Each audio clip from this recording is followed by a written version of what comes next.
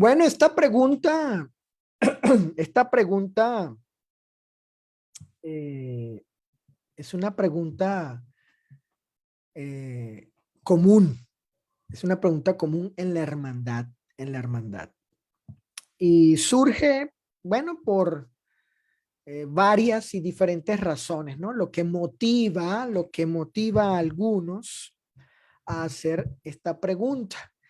Y bueno, nos las hicieron llegar. eh, Y bueno, vamos a darle contestación en esta noche, en este programa de preguntas y respuestas bíblicas. Así que a los más de casi 20 hermanos, más de 18, casi 20 hermanos, pues un saludo a todos ellos en esta hora. Enseña, enseña Mateo 28:19 una fórmula bautismal. Esa es la pregunta. Aquí está el texto de Mateo 28:19 que dice, por tanto, id y haced discípulos a todas las naciones, bautizándolos en el nombre del Padre y del Hijo y del Espíritu Santo. Este es el pasaje de donde se surge, ¿sí? La pregunta si aquí este pasaje está hablando de alguna fórmula bautismal o qué enseña el pasaje como tal, ¿no? La versión de las escrituras que estoy usando en este momento es la Reina Valera 60. Bueno, lo primero que vamos a hacer es considerar, esto siempre es muy importante, y de hecho creo que precisamente por no tener este cuidado, ¿sí? De evitar decir lo que no dice el texto, ¿sí? Es que hay esta diversidad de opiniones, ¿sí? De opiniones con respecto a lo que realmente sí dice el texto, ¿no? Entonces, muchas veces nos acercamos al pasaje de las escrituras con una idea preconcebida. Tenemos una idea en mente sobre este asunto de una fórmula bautismal y nos acercamos al texto leyéndolo con esa predisposición. Bueno, eso no es correcto a la hora de interpretar las escrituras. Otras veces nos acercamos con conceptos basados en la tradición religiosa, en algún antecedente religioso que venimos creyendo algo que enseña algún grupo religioso y con esa también idea preconcebida, con esa doctrina que traemos en mente, vamos al texto y decimos lo que realmente el texto nos dice. ¿Ok? Entonces, aquí en primer lugar, vamos a ver lo que no dice el texto. Bueno, Mateo 28:19, mis queridos hermanos, no dice que Cristo estaba impartiéndoles o atribuyéndoles a los apóstoles autoridad ejecutiva. Eso no dice el texto. El texto nada declara, nada expresa, nada afirma algo como que Jesús haya dicho, yo les doy autoridad para bautizar. Eso no dice el texto. El texto no habla de esa manera, no se expresa. Jesús nunca dijo tal cosa de conferirle a los apóstoles autoridad ejecutiva. Sí lo hace con respecto, o lo hizo, ¿no? Lo hizo, mejor dicho, para ser más exacto, más preciso. Sí lo hizo con respecto a que los apóstoles tendrían autoridad para sanar enfermedades y echar fuera demonios, como leemos allí, por ejemplo, en Marcos capítulo 3, verso 15. Entonces, esto para empezar, esto que no dice nos dice el Señor en Mateo 28, 19? ¿Qué más nos dice? Bueno, nos dice que Cristo los estaba, fíjese bien, constituyendo, ¿qué cosa? Bautizadores autorizados y oficiales. ¿Para qué? Fíjese bien, para establecer una línea de bautizadores legítimos por medio de la sucesión apostólica hasta nuestros tiempos. Bueno, ¿qué quise decir yo aquí? Bueno, Mateo 28, 19 no enseña, no declara, no dice en ningún sentido, ¿sí?, que Cristo estaba estableciendo allí, comenzando originalmente con los apóstoles, bautizadores autorizados y oficiales, ¿sí? Con el fin de que a partir de allí, o más bien a partir de ellos, para ser más preciso, que a partir de ellos, ¿sí?, todo aquel que fuese bautizado por los apóstoles y luego estos que fueron bautizados por los apóstoles y luego estos que fueron bautizados por los apóstoles, bueno, se iban a constituir en bautizadores legítimos, los bautizadores autorizados y oficiales, ¿no? Y esa línea llamada sucesión apostólica, porque pues iban a suceder a los apóstoles, iban a sustituir a los apóstoles. Por ejemplo, la primera generación de cristianos bautizados por los apóstoles, partiendo de esa idea, ¿no? Bautizados por ellos, y luego esa primera generación o esos primeros cristianos bautizando a unos segundos y así tercero, y según dicen algunos, esa línea de sucesión, ¿sí?, llega hasta nuestros días, pero eso es imposible probarlo. Nadie, absolutamente nadie puede probar que el que lo bautizó a él y el que bautizó a ese y el que bautizó a este otro y así sucesivamente en regresión hasta los apóstoles. Eso es imposible. ¿Y por qué es imposible? Bueno, es imposible porque no hay una lista oficial, ¿sí? No hay una lista oficial, no hay una lista autorizada, porque eso nunca, ¿y por qué? ¿Por qué no hay tal cosa? Bueno, porque eso nunca estuvo en la mente del Señor. Mateo 28, 19 no enseña tal cosa, no enseña tal cosa. El que afirma eso, el que dice eso, pues él tiene que presentar las pruebas de su pedigrí, por decirlo así.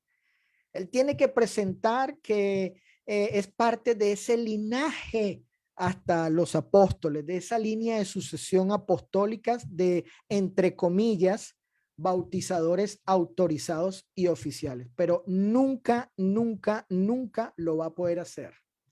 Porque como dije, Mateo 28, 19 no enseña tal cosa.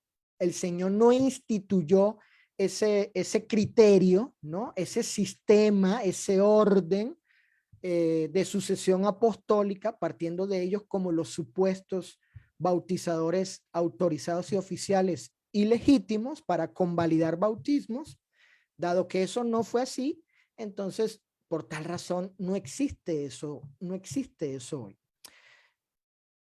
¿Quiénes piensan así? Bueno, algunos sectarios en la iglesia romana, la iglesia católica, entre otros, ¿no? Que tienen esa idea de, entre los mormones, por ejemplo, también, y entre otros, de darle al bautizador cierta condición, ¿no? Especial, particular, para que cuando él efectúe el bautismo, sean válidos, convalide los bautismos. Así que eso no enseña Mateo, mis estimados hermanos. Yo entiendo que hay algunos hermanos que tienen celo, pero como dice Pablo, sin ciencia, celo sin ciencia, y afirman que ellos vienen pues de esta línea de sucesión apostólica, pero es pura afirmación, es pura aseveración, es pura palabrería, porque no pueden probar tal cosa. Continuemos.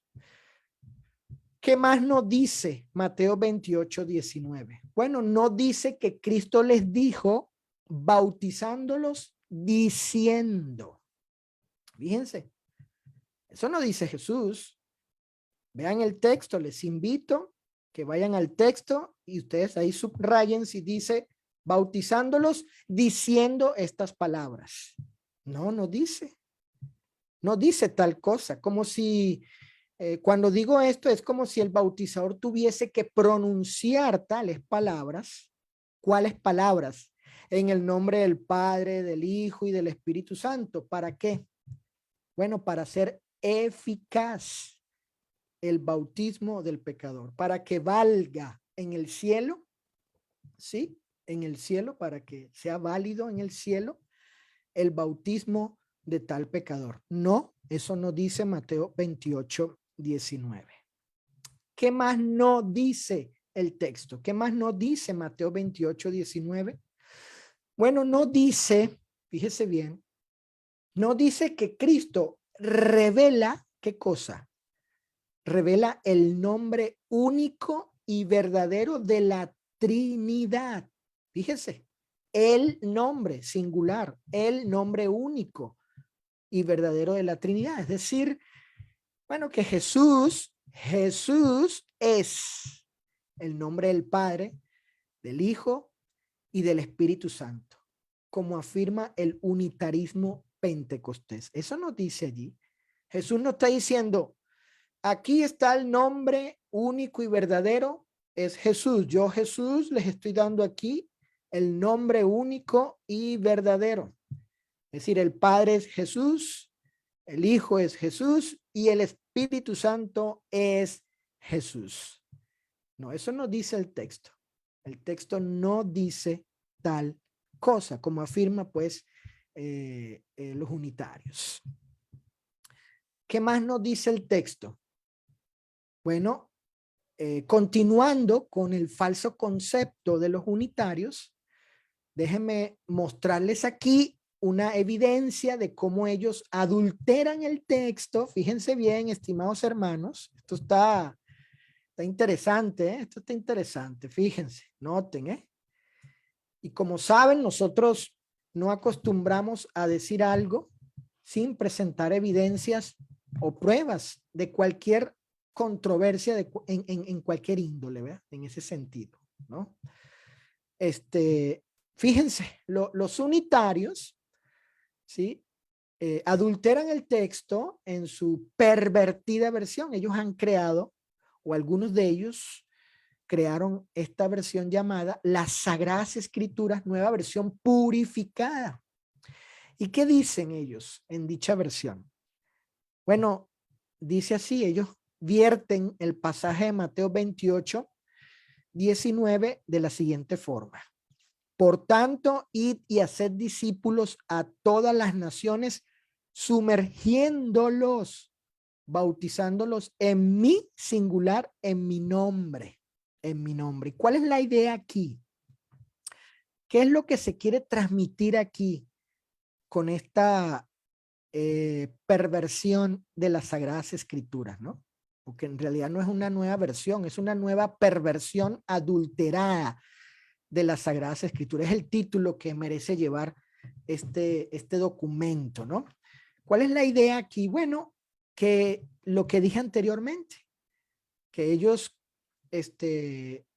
como no pueden, ¿sí? No pueden negar, no pueden refutar, no pueden, con la fuerza de la verdad de lo que el texto dice allí, es decir, que Dios es trino, es un Dios tripersonal, habla ahí de la Trinidad, el Dios en tres personas y Jesús es uno de ellos, como no pueden con esa verdad, ¿no?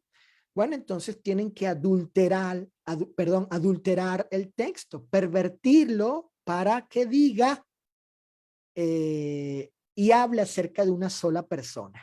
en este caso de la persona de Jesús. De modo tal que con eso, pues, siembran la idea de que Dios es una sola persona. Es el concepto del unitarismo, que Dios es una sola persona y que el Padre, el Hijo y el Espíritu Santo, ellos tres son, o bueno, más bien estos tres nombres o títulos, o como dicen ellos, ¿sí? Como dicen ellos, estas tres manifestaciones de Dios, manifestaciones, no personas, estas tres manifestaciones de Dios, bueno, todas ellas corresponden a una sola persona. ¿Cuál es esa persona? Esta, la del nombre, es decir, Jesús. ¿Ok? Jesús es el Padre, Jesús es el Hijo, Jesús es el Espíritu Santo. Entonces, con este texto adulterado, ¿sí? Pervertido, quieren sembrar esa idea de que hay que bautizar a las personas en el nombre de Jesús, porque es el nombre único y verdadero de la deidad, de la Trinidad, como ya he explicado. Pero fíjense, miren esto. Lo anterior es la prueba de lo que ellos dicen. Y lo que voy a presentar aquí es es una de las tantas evidencias que podría yo demostrar aquí, que podría yo presentar aquí, pero pues no hay tiempo para ello, ¿verdad? Fíjense, los manuscritos griegos basados en el Textus Receptus, es decir, el texto recibido o texto mayoritario. ¿Y por qué se llama así mayoritario? Bueno, porque el 95% de los textos, de los manuscritos griegos que existen hoy, bueno, corresponden a estas ediciones que se fueron originadas, creadas por ciertos individuos, uno de ellos famoso, Erasmo de Rotterdam, entre otros, pues corresponde a este texto abundante, mayor, ¿ya? También conocido como el texto bizantino. Entonces, el punto que quiero decirles aquí es que el 95%, ¿sí?, de los manuscritos griegos y aquellos que contienen el Evangelio de Mateo, escuchen bien, aquellos manuscritos en sentido absoluto, total, de esta cantidad de manuscritos que componen o dieron origen al texto recibido, ¿sí? Y las ediciones griegas y luego las de castellano, eh, bueno, esa vasta cantidad de manuscritos, ninguno contiene lo que dicen los unitarios. Todo lo contrario. ¿Qué contienen esos manuscritos, esos textos griegos? Bueno, contienen lo que la Reina Valera 60 dice. Por ejemplo, aquí tenemos una imagen de una de las ediciones del Textus Receptus, ¿sí?, que son varias. Una de ellas, entre ellas todas concuerdan, ¿no? Todas concuerdan con respecto a este texto. Y bueno, ahí tenemos al Padre, Patros, ahí lo pueden ver ustedes las letras en amarillo, Patros. También tenemos al Hijo, Julio, y tenemos también al Santo Espíritu, que es Agio Neumatos, ¿ok? Entonces, pues el texto griego va acorde a la Reina Valera, y si no me equivoco, a la gran mayoría de las versiones en español, ¿sí?, que tenemos. Por lo tanto, esa perversión de los unitarios, pues eso es una creación de ellos. Es una creación. Ellos no tienen ninguna base textual griega para sostener esa perversión que han hecho en esa llamada Biblia purificada. No, esa es una nueva perversión adulterada, así debería llamarse. ¿Ok? Entonces, vemos aquí con esta evidencia que el texto no dice lo que esta versión de los unitarios dicen, el texto griego, pues. Bueno, también está este asunto, el espurio texto hebreo, ¿sí? Porque se dice, y de hecho hay este libro, se dice que existe un texto hebreo de un tal rabino Shem Tov y que fue traducido por un hombre, un doctor llamado George Howard en 1995. Y ese evangelio de Mateo, en hebreo, no en griego, ojo con esto, este detalle es importante, en hebreo, no contiene Mateo 28, 19. Lo que yo pude averiguar sobre este rabino llamado Shem Tov y de este doctor George Howard, bueno, es que ellos son antitrinitarios, ellos son unitarios, como acabo yo de explicar en las láminas anteriores, presentando allí acerca del unitarismo. Ellos son antitrinitarios, ellos no creen que Jesús es Dios y que Dios es tres personas, como enseña el concepto bíblico de la Trinidad o de la deidad en tres personas. Hermanos, no hay tal texto hebreo, es espurio, no hay evidencia de su legitimidad. El Nuevo Testamento, mayoritariamente, en su gran mayoría, los textos que tenemos hoy en día que son los testigos que dan testimonio en qué fue escrito originalmente. El Nuevo Testamento es en griego. Hay algunas porciones en arameo, pero no existe tal cosa de Evangelio de Mateo hebreo, ¿no? Y podemos decir que es un texto espurio, ¿ok? Y claro, es obvio, ¿no? Debido a las posturas, a las posiciones doctrinales, a la teología de este Shem Tov y de este George Howard, bueno, pues entendemos la promoción de estos escritos, porque pues ellos no creen en la deidad de Jesús y mucho menos en la Trinidad.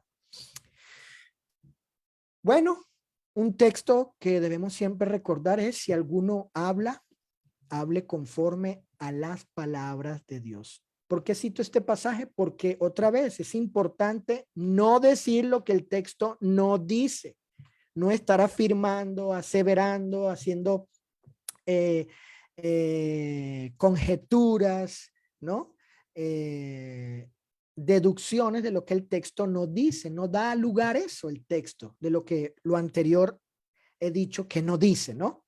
Y tal vez hayan algunas otras cuestiones que tampoco dice el texto, pero se dicen, se afirman, ¿verdad? Se asegura, pero no. Si vamos a hablar, debemos hablar según cómo las palabras de Dios allí declaran y se expresan, ¿ok?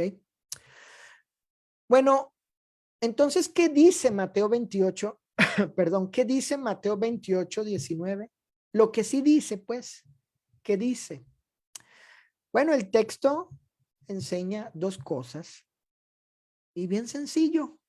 Ya van a ver que no hay nada así que digamos, tan imposible de entender, tan complicado que no podamos descubrir o llegar a la verdad del texto. No. Creo que está sencillo, nomás toca un poco más de estudio, ¿sí? Partiendo de la premisa de no llegar con ideas preconcebidas, predispuesto, ¿verdad? Y decir que el texto, vaya, afirmar cosas que el texto no dice. Si llegamos así con esa actitud al texto, a las escrituras, pues vamos a conocer lo que el texto sí realmente enseña. Dos cosas voy a indicar aquí. La primera, hay una enseñanza principal de Mateo 28, 19. Así la he calificado. Hay una enseñanza principal. Y luego hay una enseñanza secundaria, La enseñanza principal, pues, ¿cuál es? ¿Verdad? ¿Cuál es esa enseñanza principal de Mateo 28, 19? Buscando, escudriñando de tal manera de que el texto hable, ¿no? Y digamos lo que el texto dice. Bueno, Mateo 28, 19, mis estimados hermanos, enseña el cómo hacer discípulos. Eso es lo que enseña principalmente. Mateo 28:19, al igual que el 20, ahorita lo vamos a ver. Eso es lo que enseña principalmente Mateo 28:19. Es decir, la manera, la forma, ¿sí? ¿Qué procedimientos o qué actos se deben llevar a cabo para hacer discípulos? Ese es el punto principal de Mateo 28:19. Y bueno, Cristo enseña tal cosa, el cómo hacer discípulos, y lo hace por medio de emplear dos participios directos. Esos dos participios directos son bautizándolos, verso 19, y enseñándoles. ¿Cuál es el mandamiento? El mandamiento, bueno, es id, ese es uno, y hacer discípulos, ¿verdad? Dice ahí Mateo 28:19, si no me equivoco, quiero confirmar lo que dice el texto, ¿verdad? Dice, por tanto, id y hacer discípulos. Ahí están los imperativos, ¿verdad? Ahí están los imperativos, particularmente el hacer discípulos. Ahora, la pregunta es, ¿cómo? ¿Sí?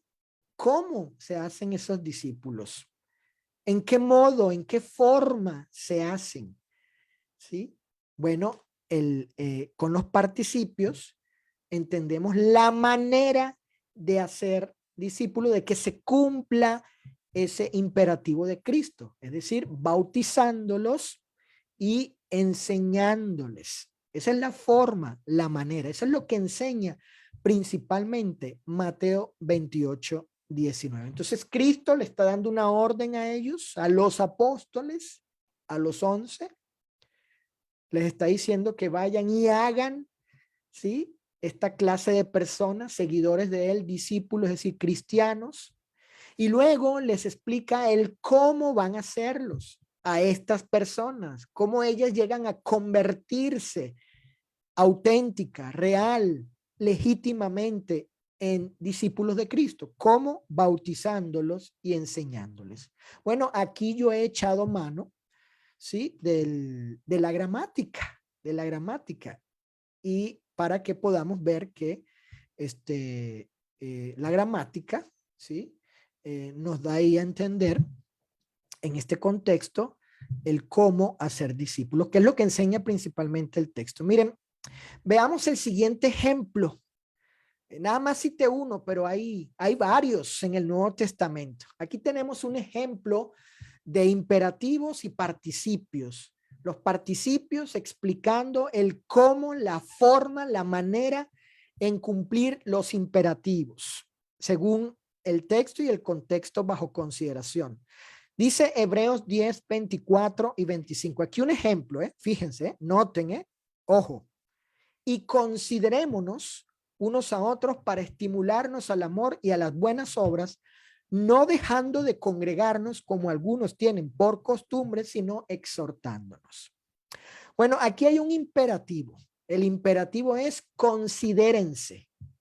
Aquí dice, y considerémonos, se incluye el escritor, ¿vea? Ese es el imperativo para cierto propósito, ¿sí?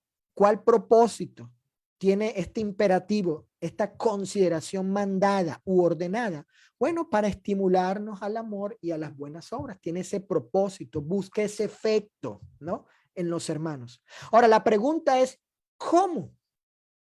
Aquí se nos dice el qué, ¿sí? El qué hacer. Considérense. ¿Quiénes? Los unos a los otros. Propósito para estimularnos al amor y a las buenas obras. Ahora, la pregunta es, ¿cómo? ¿En qué forma? ¿En qué manera? ¿De qué modo?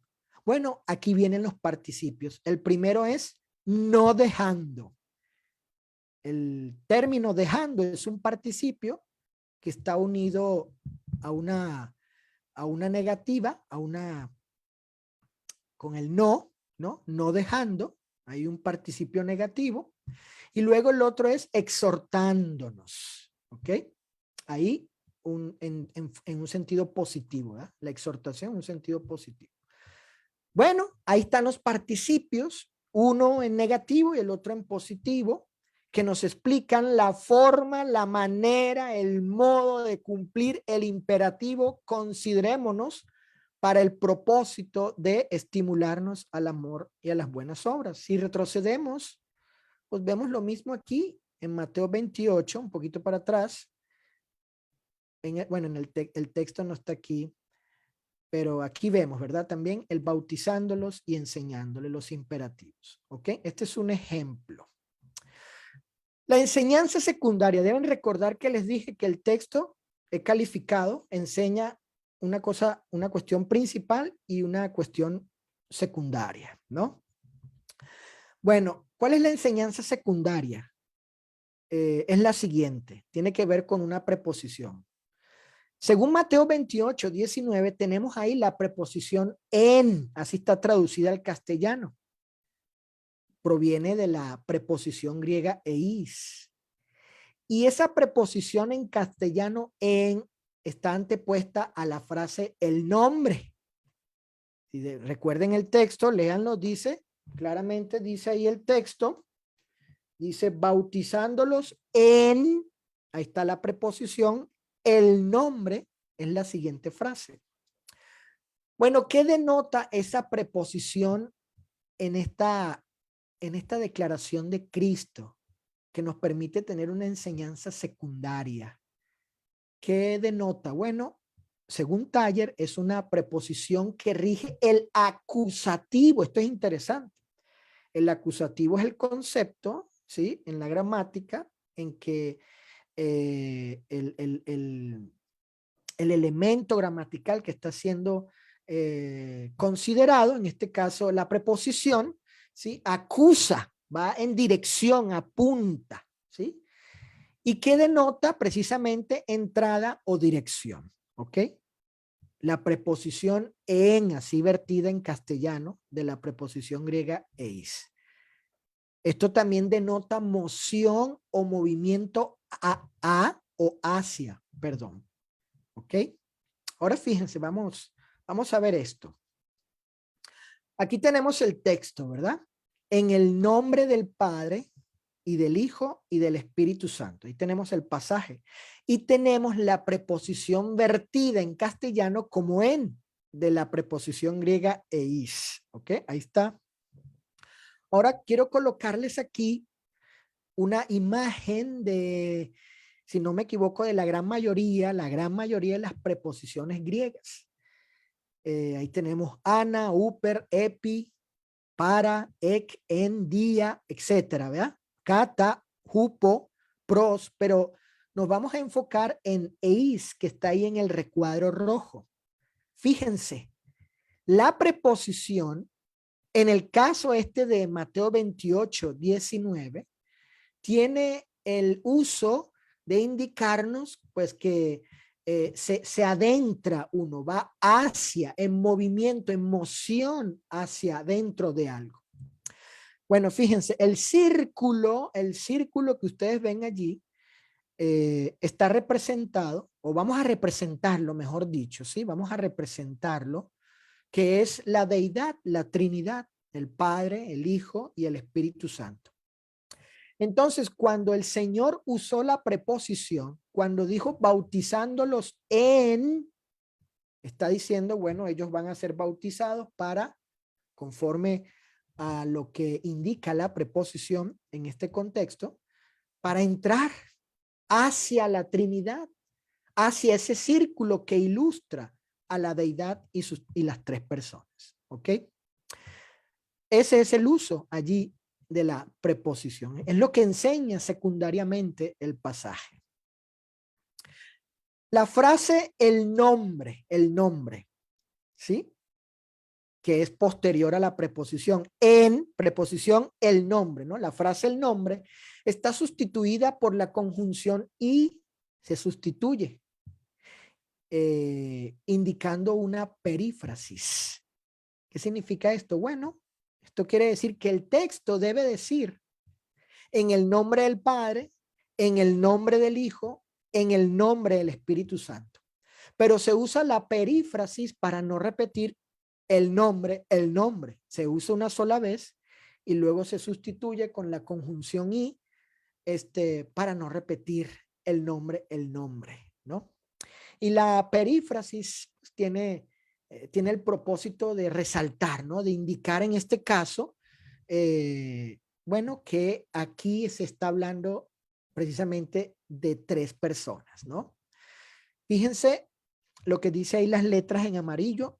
Esto es, el pecador es bautizado para entrar. Recuerden la preposición y la imagen anterior de cómo la preposición indicaba entrar en comunión con cada uno que tiene su nombre. Claro, el nombre del Padre, el nombre del Hijo, el nombre del Espíritu Santo. No hay un solo nombre, como afirma el unitarismo. No es un único nombre.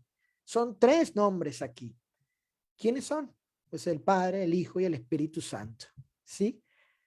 Entonces, el bautizado entra en comunión con cada uno que tiene su nombre, con ellos, con el Dios tripersonal. Entonces, esa es la enseñanza secundaria, estimados hermanos, que vemos aquí en Mateo 28, 19. Conclusión. Mateo 28, 19 no enseña que Cristo estaba confiriendo autoridad para bautizar. No, no, no, no, no, no, no, no. Eso no enseña el texto. El texto, Cristo no le está transfiriendo, no le está transmitiendo, no le está imputando, confiriendo autoridad a los apóstoles para bautizar. Eso no es lo que enseña el texto. ¿Sí? El texto enseña otra cosa, ¿no? Las palabras de Cristo enseñan otra cuestión. Mateo 28, 19 no enseña que Cristo constituyó bautizadores autorizados y oficiales. No, no, en primer lugar no le enseñó ninguna autoridad ejecutiva, ni aquí ninguna autoridad constitucional, ¿verdad? Para ellos constituirse de esta manera, ¿no? Cristo no está enseñando tal cosa en Mateo 28, 19. Mateo 28, 19 no enseña algo que decir, ¿sí? El que bautiza, pues el bautizador para, en este caso, legitimar el bautismo, sino qué hacer, ¿sí, no? ¿Qué hacer? ¿Qué hacer? Pues bautizar. Eso es lo único, sumergir a la persona para que se convierta en un auténtico y legítimo discípulo, cristiano por el acto de él sumergirse en las aguas. No enseña fórmula bautismal para nada en absoluto. Nunca dijo Jesús, bautizándolos diciendo esto para que pues sea legítimo el bautismo de los tales, sea válido en el cielo el bautismo de los tales. No, no enseña tal cosa. Bueno, y la pregunta es esa, ¿verdad? La pregunta es si hay fórmula bautismal, ¿no? En este caso, ¿qué decir el que bautiza? Pues no. El que bautiza puede decir eso, o puede decir otra cosa, o no puede decir nada. O mejor dicho, puede decir nada, ¿no? ¿Por qué? Porque pues la escritura no enseña que el bautizador tenga que decir algo para convalidar los bautismos. Mateo 28, 19 no enseña que Cristo está revelando el nombre único y verdadero de la Trinidad, es decir, Jesús, como enseña, afirma el unitarismo. Ellos dicen que Jesús es el nombre del Padre, el Hijo y del Espíritu Santo. Eso no enseña el texto de Mateo 28, 19. Mateo 28, 19 no dice lo que vierte la pervertida versión de los unitarios. Para nada. No dice, no, ellos no tienen ningún fundamento de manuscrito, algún texto, nada, nada. Es una invención de ellos. Una versión tendenciosa. En su perversión es tendenciosa porque quieren sembrar precisamente la doctrina de ellos. Mateo 28, 19 tampoco dice lo que pretende decir el texto hebreo espurio, tampoco, ¿sí? Tampoco dice eso, o sea, el texto hebreo no dice, ni siquiera, ellos dicen, no existe el verso 19. Eso es lo que dice según este texto hebreo, pero ya les expliqué que tenemos el testimonio de la gran mayoría de los textos griegos que existen hoy, donde sí se contiene en Mateo 28, 19, y no hay controversia con ese texto, no hay variantes, hasta donde yo sé, y mis estudios me han dado, y mi investigación, no hay controversia entre los manuscritos griegos con respecto a Mateo 28, 19. Mateo 28, 19 sí enseña dos cosas acerca de los efectos, fíjense, los efectos que resultan en el pecador. Sí enseña dos cosas en cuanto a los efectos, a lo que deriva, ¿no? En la persona del pecador. Mateo 28, 19 enseña cómo hacer discípulos, bautizándolos y enseñándoles. Mateo 28, 19 enseña que el pecador se bautiza para entrar en comunión con la familia divina, como ya expliqué en cuanto al uso de la preposición griega en castellano e is en griego en este contexto. Qué bueno, ¿no? Qué bueno saber que el texto lo que enseña es, yo quiero ser realmente un discípulo de Cristo. ¿Cómo? ¿Sí? ¿Qué cosas debo hacer? ¿En qué manera lo soy? ¿Verdad? Bueno, Cristo lo explica ahí. Pues bautízate y déjate enseñar, ¿verdad? Ah, qué bueno. Y luego, ¿en qué resulta? ¿En qué deriva esto? Bueno, que al bautizarte en el nombre del Padre, en el nombre del Hijo, en el nombre del Espíritu Santo, en los nombres de estos, ¿verdad? Bueno, entras en comunión con la Trinidad, con la familia divina.